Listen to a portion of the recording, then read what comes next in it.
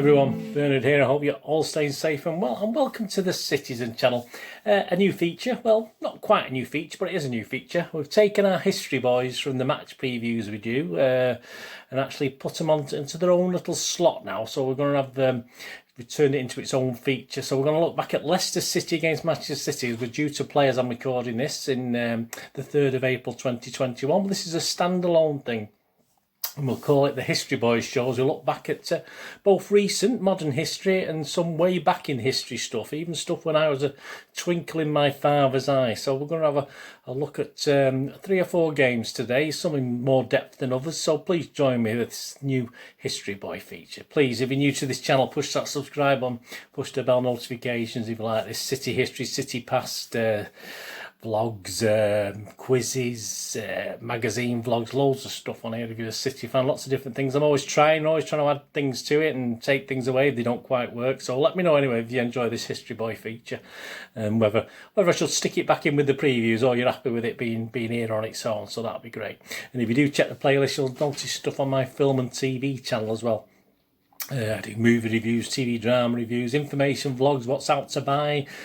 Yeah, looks like what's out at the cinema coming soon, so we'll be able to do those features again. So if you've any interest in that, if you're a bit fed up with football and want to have a look at film and TV, have a look at that. And if you're not bothered yourself, you know anyone who might be interested, please point me in my direction. We'd be very grateful. But if that's not your thing, then please, there's loads of football stuff, of course.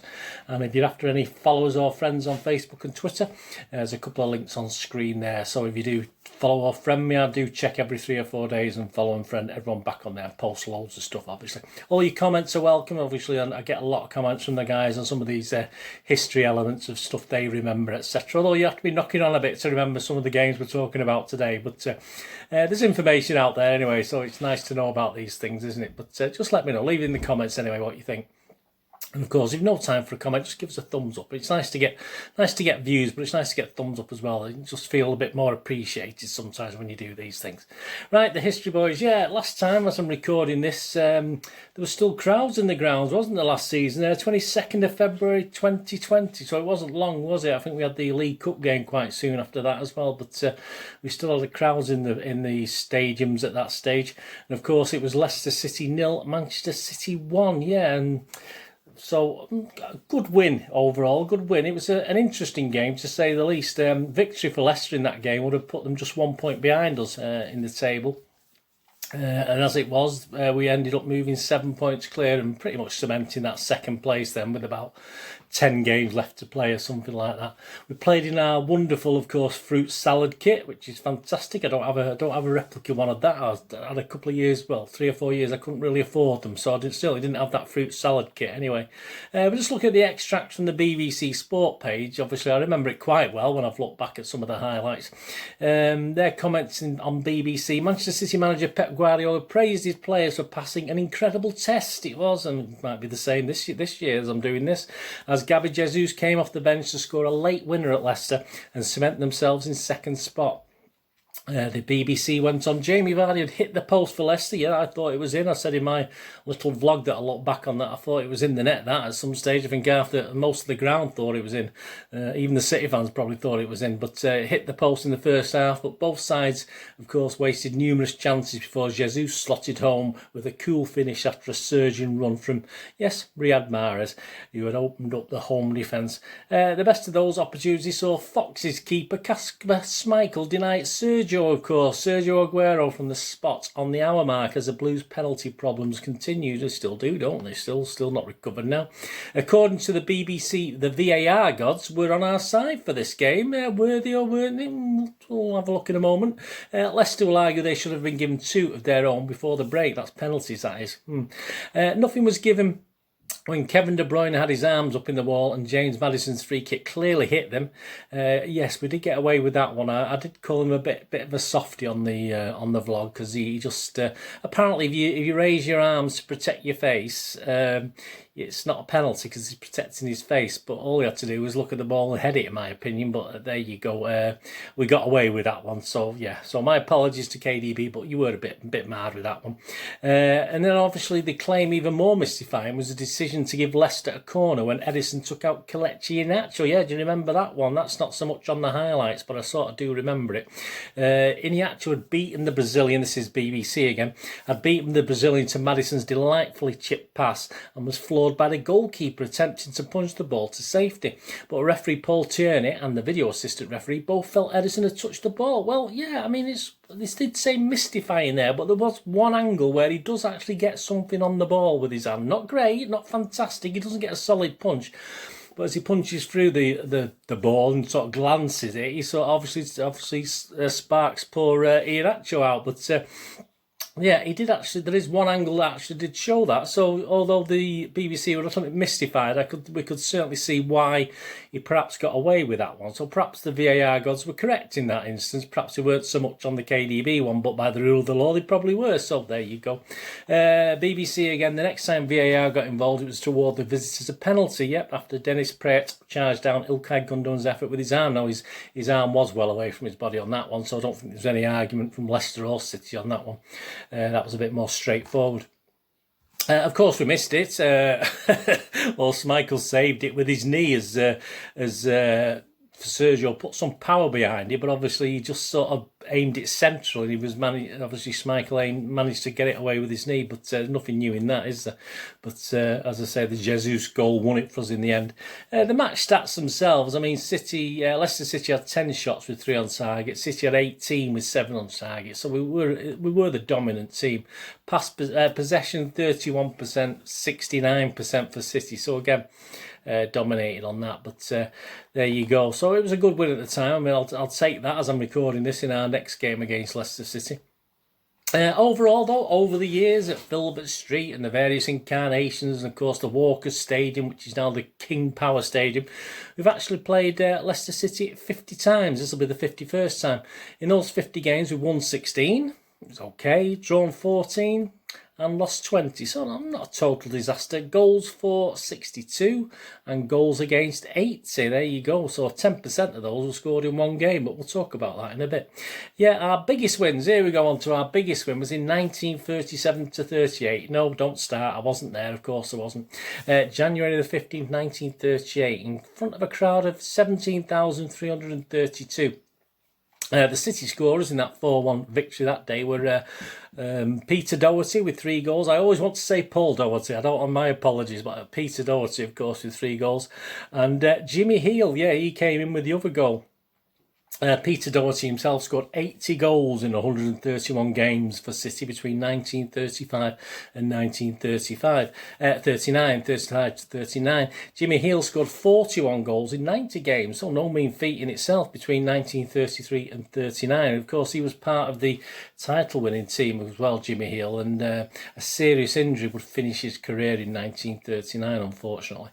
The season was better known, of course, as the season after we'd won the league. Obviously, we won the championship 36-37, but it'd be better known as Champions City with Mr. Wilf Wild in charge were disgracefully, I mean, you talk about pathetic defences of your crown. Yeah, we got relegated the following season, so I don't think anyone's beat that since. So I know there's a lot of criticism on certain teams, etc. But yeah, we got relegated on just 36 points, second bottom of the table. So after winning the title the year before, that wasn't fantastic, was it? Leicester themselves finished just 3 points ahead, but safe in 16th. So it's quite close at the bottom, but it didn't help the champions, did it? Not to get relegated back to the second division. Our biggest defeat, yeah, we'll just look at our biggest defeat. It's been touched upon by both Leicester and City. We'll have a look at that in a sec.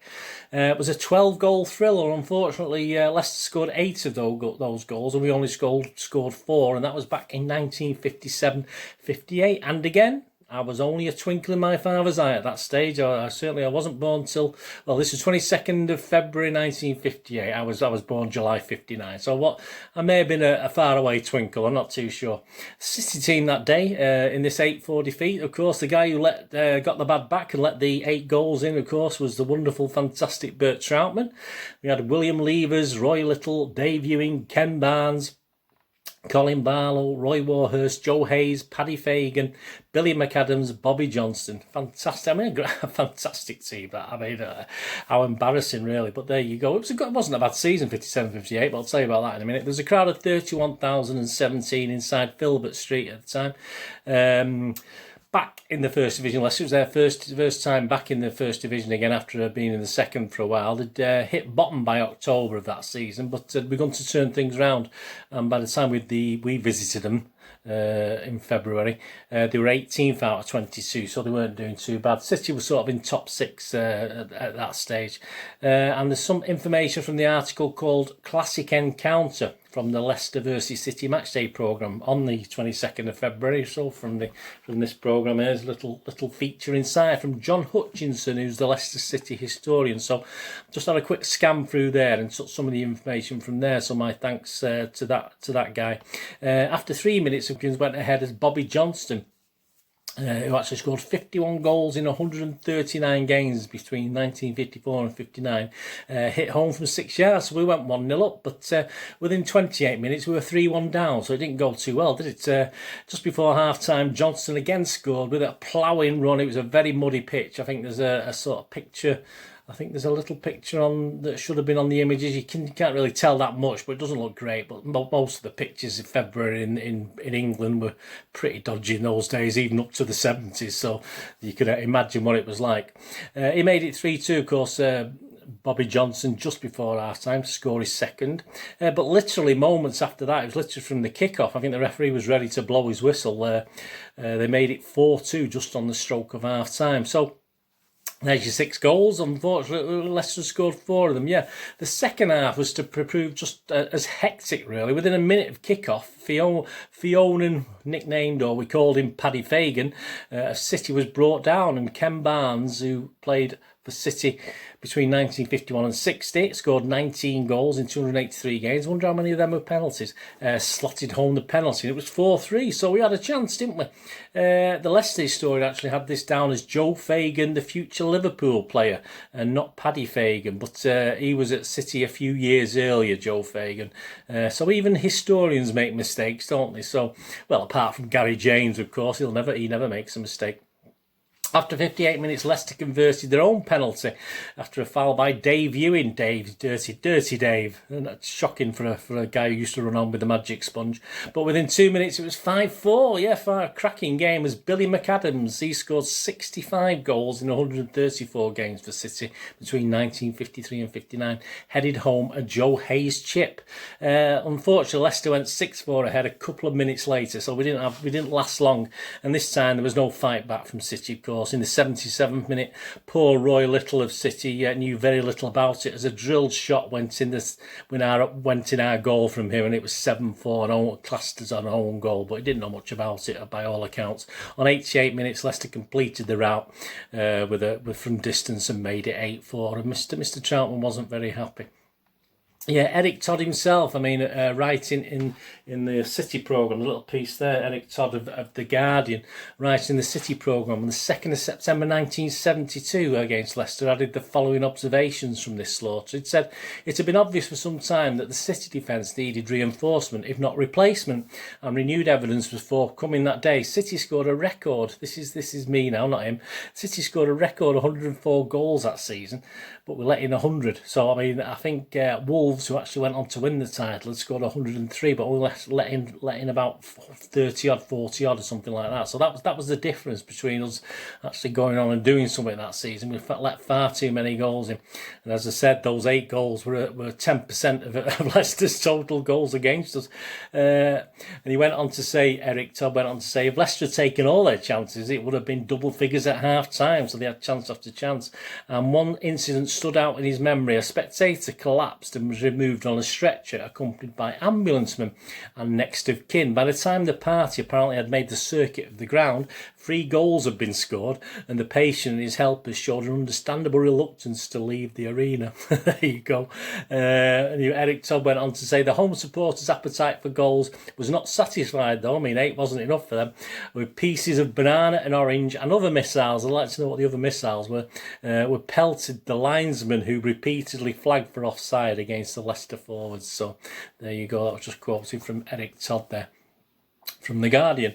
Yeah, Leicester would finish 18th that season, so they were safe just about. And City, despite the defensive problems, we did finish a creditable 5th, but it could have been obviously so much better. But we were a good 15 points behind eventual champions Wolves. So there you go. And before we finish, just have a quick look. It's out to buy now. I've just had a quick look of It's a Fix in King of the Kit Packs, which is their regular look at what's coming up. And interesting enough, I'm sure he won't mind, Dave. He's made a little note of his first visit to Leicester. His first visit. I mean, you think I'm old? Well, you know, my first visit to Leicester was not until March 1960. So there you go, March 1960. So when I boarded the football special, there you go, meeting up with Alan Gallett and company from the other side of town, Hyde. When the players were at the station and on our train, we walked across the park to Filbert Street, mob-handed, singing Jimmy Jones' Handyman. I have no idea what that is, in full falsetto. I'm a bit too young for that. We'll have to sing it for me, Dave, when we meet up on a fine spring day. Sadly, we suffered a 5-0 loss. So he had about as much luck as I did when I went to away games then. On a bone-hard pitch, and the nearest we got to a goal was Colin Barlow running the full length of the pitch with the ball, unusual for him as he's often too fast for the ball, hitting the post. The crowd that day apparently was 24,009. Yeah, I always thought Filbert Street was an okay place to go. I mean, no, it wasn't, certainly not compared to some of the Birmingham and Aston Villa, for instance, which were not very friendly. And before we finish with the King of the Kit Packs, just as an interesting, where were you when they were not very good? He doesn't use that word, but back in 1987-88, the home average attendance was 10,157. So there you go. It was 32,000 last year. So where were they when they were? Who knows? But there you go.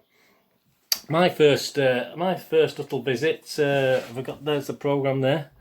We some best remembered for Mike Doyle having to go in there. He was 8th of March 1975. That was my first visit. I've been to Filbert Street, I think, 3 times in total.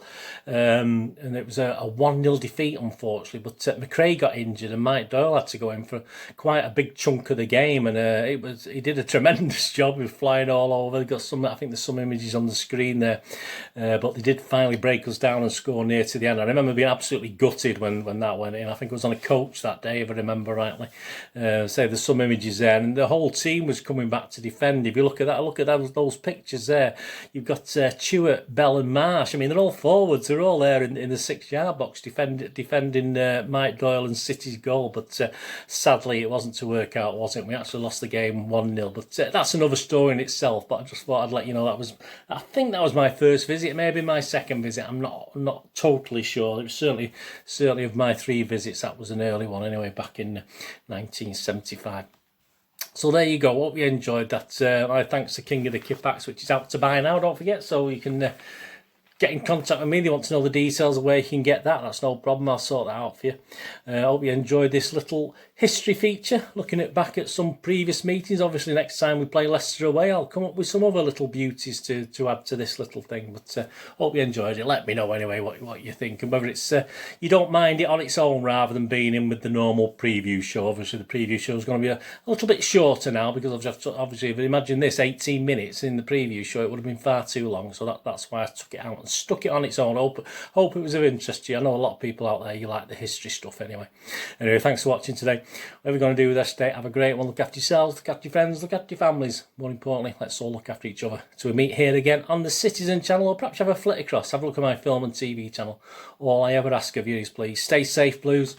Come on, City. Thanks for watching. Bye for now.